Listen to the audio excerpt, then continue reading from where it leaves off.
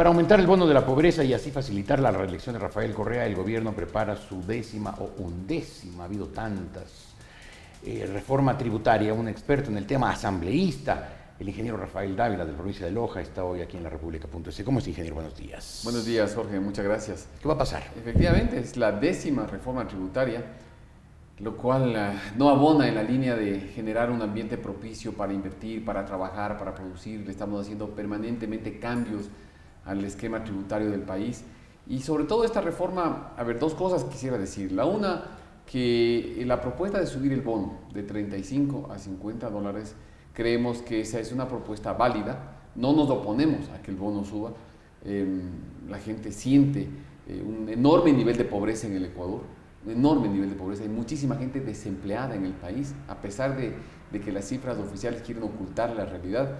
Y hay gente que necesita este apoyo mientras se le puede ir sacando la pobreza. Pero eso no está ocurriendo. No está ocurriendo. El número de pobres que requieren el bono ha aumentado durante este gobierno. Está cerca de 2 millones de habitantes cuando era 1.100.000 hace 6 años. Evidentemente ha aumentado el número de beneficiarios del bono de desarrollo humano. Y con las políticas actuales seguirá aumentando y cada año serán más las personas que requieran el bono. Entonces, evidentemente, esa no es la solución. Ya 6 años hemos experimentado eso y no es la solución. A pesar de la enorme cantidad de recursos que el Ecuador ha tenido en estos años, a pesar de la buena coyuntura externa que ha vivido el Ecuador, que ha permitido que el precio del petróleo suba tanto y que le dé tantos ingresos al país, a pesar de ello, no reducimos los reales niveles de pobreza. Y eso se evidencia al constatar las cifras de las personas que reciben ese bono hace 6 años, de las que reciben hoy día. Claro, esto tiene que ir acompañado de políticas claras, serias, de fomentar la producción, de alentar la inversión, de generar fuentes de empleo. La gente está sin obtener fuentes de empleo en el trabajo, y esa debe ser la prioridad de cualquier gobierno y de cualquier política de Estado. Pero este gobierno no lo está haciendo. No lo ha hecho. Está haciendo esto que es más fácil, darle a la gente 50 dólares, con lo cual Correa tiene clientela segura para sus campañas. Por eso es que este proyecto no se debería llamar ley de urgencia económica, realmente es un proyecto de ley de urgencia electoral. Eso está clarísimo. Pero la ley, además, Jorge, viola la ley y viola la Constitución de manera clarísima. ¿Por qué? Mire usted, el artículo 68 de la Ley Orgánica de la Función Legislativa, que es una ley que no es hecha por la oposición ni por la partidocracia, es una ley hecha por Alianza País, por este en gobierno, el Congresillo. para este gobierno. Así es. El artículo 68 dice: solo por iniciativa de la función ejecutiva y mediante el trámite ordinario previsto en esta ley, la Asamblea Nacional podrá establecer, modificar, exonerar o extinguir impuestos. Es decir, por la vía ordinaria. Una ley que el gobierno manda por la vía extraordinaria. El gobierno usa la vía extraordinaria, que es la vía económica urgente. Pero usted sabe cuál va a ser la actitud viola la ley. Del señor, este pobre señor, ¿cómo se llama? Cordero. Sí, no, vea, hace un año se aprobó la última reforma tributaria de los famosos impuestos verdes. Usted sabe que están rigiendo en el Ecuador sin haber sido aprobados por la Asamblea Nacional, violando el artículo 301 de la Constitución de manera flagrante y clarísima. Como le decía, hay 4 violaciones constitucionales, además de esta violación legal que acabo de mencionar. El artículo 133, porque la ley está calificada como ley orgánica de redistribución del gasto social. Total, el artículo 133 señala cuáles pueden ser leyes orgánicas. Hay 4 causales: las que regulen la organización y funcionamiento de instituciones creadas por la Constitución, las que regulen el ejercicio de derechos y garantías constitucionales, nada. Las que regulen la organización de los GATS, municipios, nada. Las relativas al régimen de partidos políticos y al sistema electoral, ninguna. Ninguna de las 4 causales que establece el artículo 133 para calificar a una ley como orgánica está cumpliendo esta ley. Viola el artículo 298 de la Constitución. Mire, el artículo 298 dice que se prohíbe crear nuevas preasignaciones presupuestarias. Solamente establece que se pueden crear para los GATS, para salud y para educación. Y después se prohíbe crear otras preasignaciones presupuestarias. Este proyecto de ley está creando una preasignación, porque está creando un impuesto para asignarlo directamente al bono de desarrollo humano. Eso se llama preasignación. Es más, el gobierno en diciembre del 2008 derogó el impuesto del 1% a las operaciones de crédito, que financiaba, como usted debe recordar, a Solca principalmente y a otros programas, entre otros del plan de riego de Loja. Lo derogó argumentando que la Constitución prohíba preasignación, claro. Hoy establecen el gobierno una nueva preasignación. Viola el artículo 300 de la Constitución, que dice: el régimen tributario se regirá por los principios de generalidad, progresividad, etc. Y esta es una ley excepcional porque está dirigida específicamente a la banca. Sí, porque si el objetivo es gravar a las utilidades empresariales, bueno, entonces creemos un impuesto general, impuesto a las utilidades empresariales. De todas las empresas grandes, medianas, pequeñas, industriales, comerciales, agrícolas. A un sector, ni siquiera a un sector, porque ni siquiera se lo toma todo el sector financiero. Jorge, permítame hacer este comentario. Por ejemplo, se excluye a las cooperativas de ahorro y crédito y a las mutualistas. Y bien sabemos que hay algunas cooperativas de ahorro y crédito en el Ecuador que son más grandes que algunos bancos. Claro. Tienen más utilidades que algunos bancos y cumplen la misma función: intermediación financiera, captar depósitos del público y colocarlos al consumo o al sector productivo. La misma función cumplen, pero a las unas les graban utilidades y a las otras no les graban, y tampoco al resto del mundo empresarial. Esa es la tercera violación constitucional. Viola el artículo 300.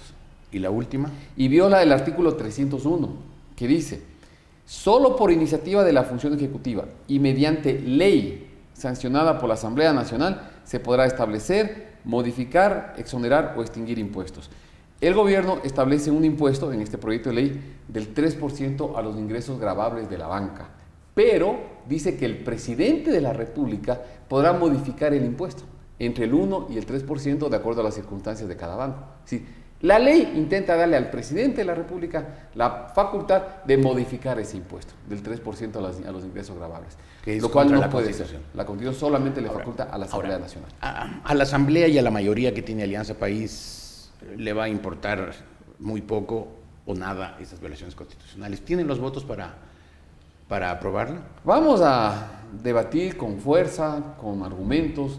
Decimos, si al presidente tanto le fastidian las utilidades de los bancos, debería pedirles a los bancos chinos que no le cobren intereses, porque de ahí salen las utilidades de los bancos. Entonces, claro, si esto es malo, si esto es satánico, entonces dígales a sus amigos, a los bancos chinos, que no le cobren intereses, que además nos está cobrando el doble de lo que uno puede conseguir en el mercado internacional de préstamos, claro, ¿verdad? El Banco Mundial nos daría créditos más baratos que los bancos chinos, pero hay un tema ideológico de por medio. El problema es el concepto que estamos manejando. Luego, ¿por qué no les cobra impuestos a las utilidades de las empresas chinas, que están haciendo bastante dinero en el Ecuador, ¿no?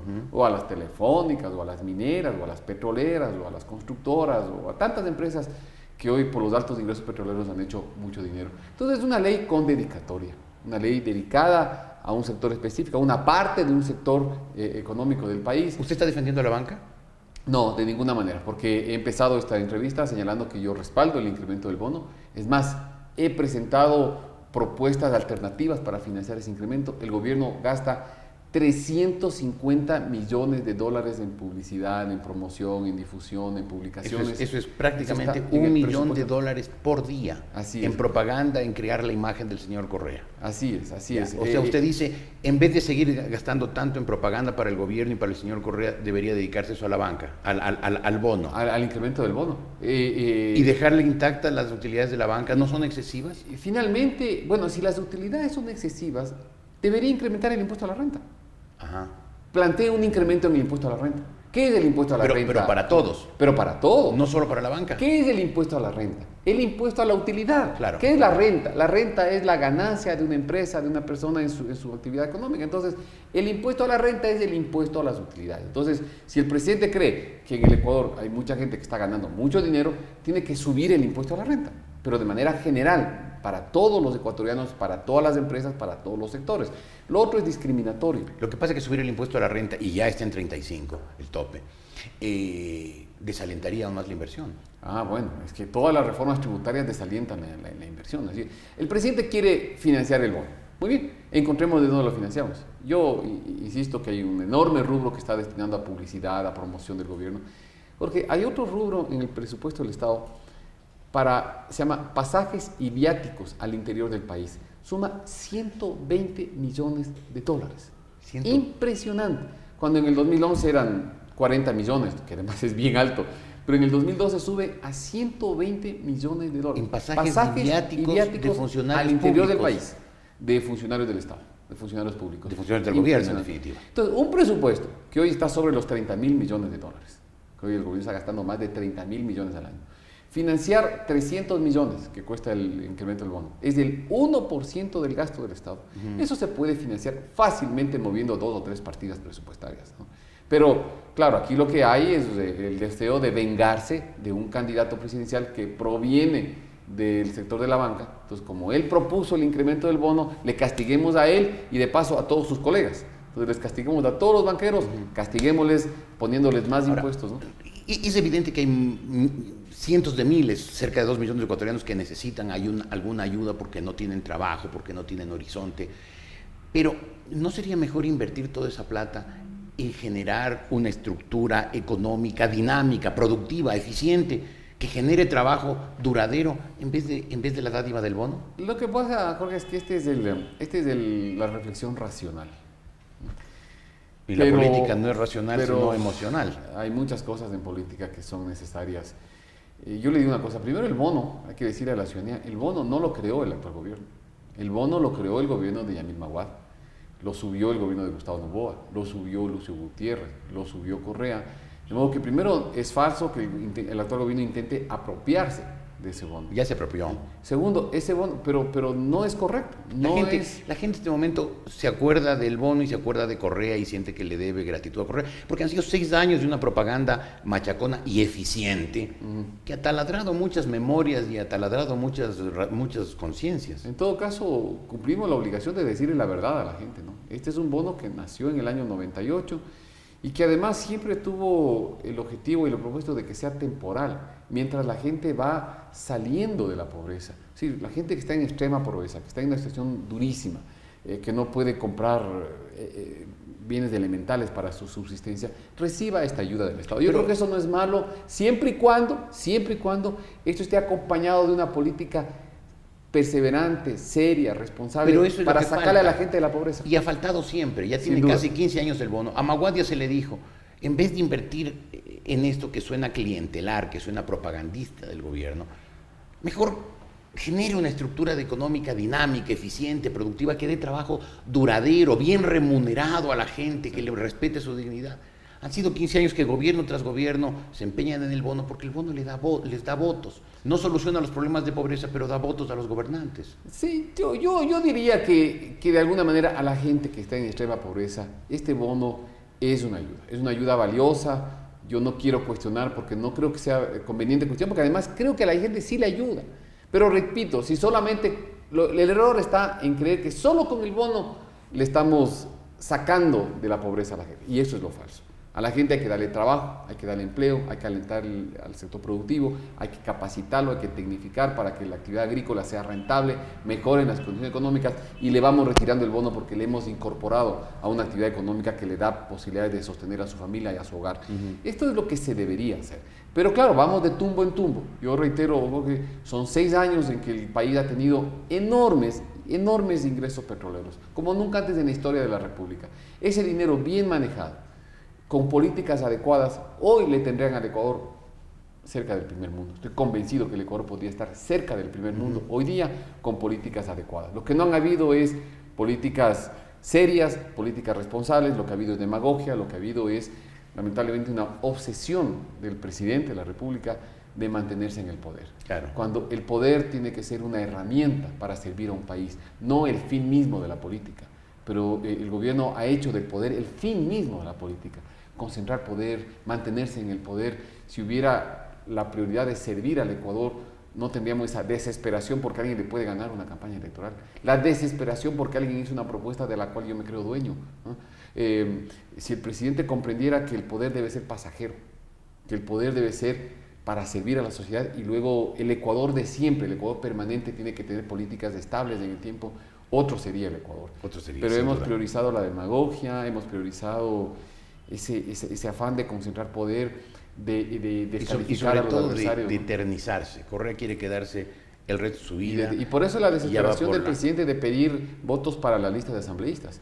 Yo le quiero hacer notar, Jorge, ¿por qué? Por el afán de tener una amplia mayoría en la próxima asamblea para cambiar la Constitución y permitir una nueva reelección. Si no tiene 2/3 partes de la nueva Asamblea, no podrá modificar la Constitución y no podrá volver a ser candidato a la República, a la presidencia de la República. Se las arreglará para hacer una vez más si es que gana la elección esta vez. Gracias, ingeniero Dávila, por haber estado aquí. Muchas Rafael gracias. Dávila, asambleísta por la provincia de Loja, y sus objeciones al intento del gobierno por subir una vez más el bono.